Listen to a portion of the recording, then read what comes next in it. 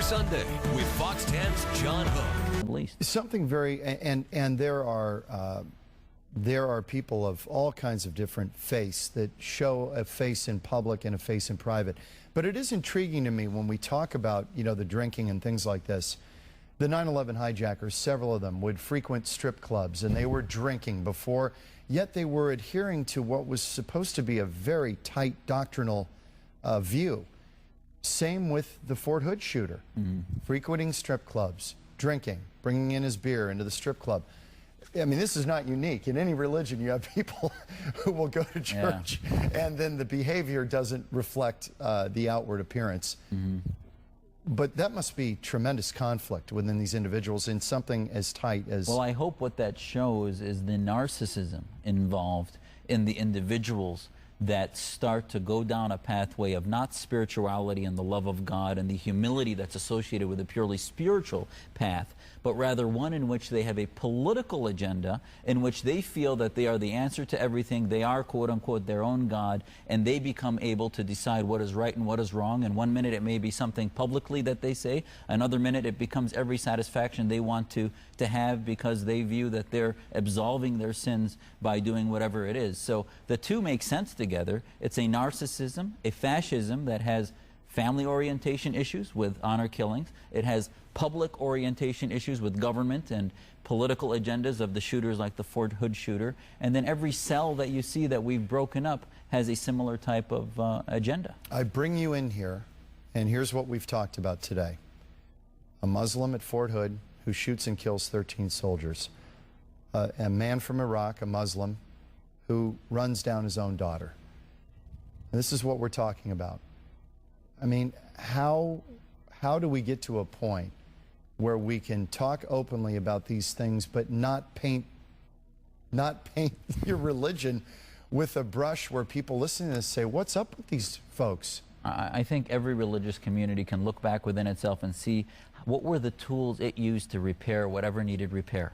And if we're going to help the Muslim community repair the ideologies that fuel this, we have to look what we share. And we share a common law, we share a common constitution and a nationality and a pluralistic environment that we need to come together and say that we're no longer going to avoid religion, and especially the Islamic religion. We're going to lift up the Muslims that understand America, that love it.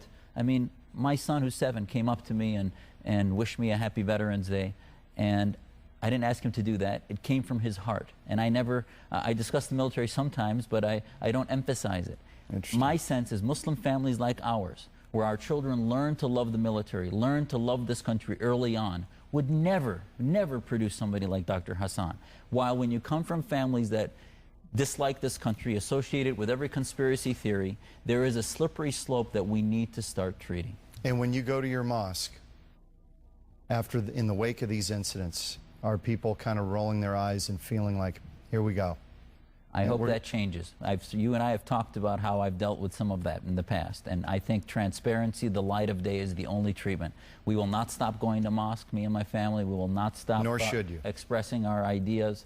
My mosque, I think, is one of the more moderate ones in the city. There's a mosque here in town which in 2004 showed what I thought was an offensive picture of an Iraqi soldier during a Friday prayer. And to me, those are the times. I was one of the only ones that complained. And yet every Muslim in that mosque that I talked to was disgusted with what was shown during the Friday prayers about our soldiers. So they just need to have the fire lit under them to start speaking up. Thank you. Thank you. Dr. Zuhdi Jasser, Islamic Forum for Democracy. Some final thoughts on radical Islam. Back in a moment on Newsmaker Sunday. Newsmaker Sunday with Fox 10's John Hook. Dr. Zuhdi Jasser is our guest this week on Newsmaker Sunday, Islamic Forum for Democracy. When there were people screaming after 9/11, where are the moderate Muslim voices? Where are the Muslim voices in this country who are going to condemn this kind of carnage? Dr. Jasser was one of the few who did. Let me roll tape number 6, as disturbing as it is, but it is from 9/11, and you've talked about it in your documentary, The Third Jihad. What possesses, is there some point that we can look at in the Quran where somebody could read it and it doesn't cause them to go down a jihadist path? Is there something where you can identify the point of departure? Absolutely. I mean, I read my Quran 5 times a day when I'm praying. There's passages there, and it talks to me.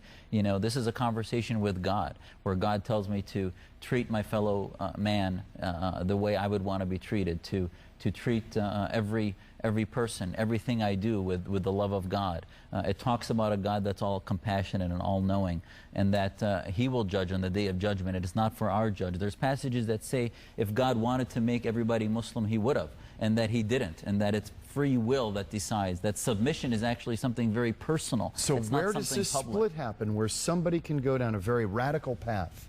It happens where they take other passages in the Quran that talk about a specific battle, and they extrapolate that to every person in the world that is non-Muslim. And they intentionally use an ahistorical transference of the Quranic passage that talk about just war, but rather says that it applies to everything. And that's why you need teachers that can say, well, you know what? If that was directed against the Jews, then why would God also, many passages later, talk about being allowed to marry Jews and Christians and have them be part of your family and the most holy sanctuaries, which is your family? So either God's contradicting Himself, or the imams and the radical Wahhabis are contradicting themselves. We have got a minute, and I've got to ask you a question. It's very sensitive, but what is it about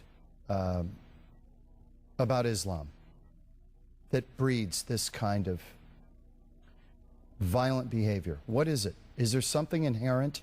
Well, I would first tell you if this was actually part of Islam, remember, we're talking about a quarter of the world's population. Right. You had a Bosnian, fastest growing religion. A Bosnian genocide that you would be rare to find examples of suicide bombing in that example. So I think that we have to be careful that the world would have combusted a long time ago if Islam taught people to kill themselves and become suicide bombers. But the bottom line is that Islam has not gone through a modernization, has not gone through a separation of mosque and state, and until it does, that mixture, that unholy alliance between government and clerics creates a fascism that's rooted in the message of God and thus becomes volatile. And until we separate that, remember the 100 Years' War in Europe took a long time until we defeated theocracy. And similarly, until we defeat theocracy... And you think we're engaged in that kind of battle right now? Exactly, and we have to educate about the values of liberty and freedom over theocracy. Always a pleasure. Dr. Jasser, thank you. Thank you for coming in and spending some time with us on Newsmaker Sunday.